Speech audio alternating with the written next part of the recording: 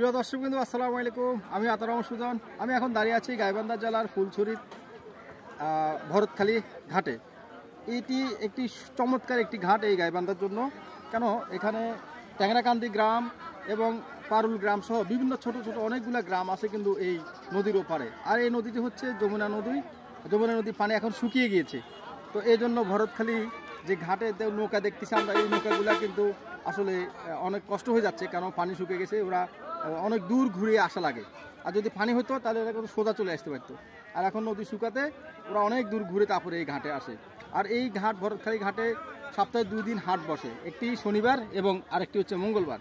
তো এখানে দূর দূরান্ত থেকে মানুষ তাদের নিত্য প্রয়োজনীয় জিনিস কিনতে এই ভরতখালী হাটে আসে এবং তারা তাদের জিনিসপত্র নিয়ে যায়। আমরা দেখতেছেন প্রচুর মানুষ কিন্তু আসে এই ভরতখালী ঘাটে এবং অনেকেই কিন্তু নৌকা অলরেডি উঠে গেছে, ওরা বসে আছে ওদের গন্তব্যে যাওয়ার জন্য। তো মানুষ আরও বেশি হলে একটা নির্দিষ্ট পরিমাণ নৌকাতে লোক থাকে বসে, সে মানুষগুলো পূর্ণ হলে কিন্তু ওনারা ছেড়ে দিবে, এজন্য বসে আছে। এই তো চমৎকার একটি ঘাট আমরা আপনাদেরকে দেখানোর চেষ্টা করতেছি। কেমন লেগেছে আপনারা সেটা কমেন্টস করে জানান আমাদেরকে।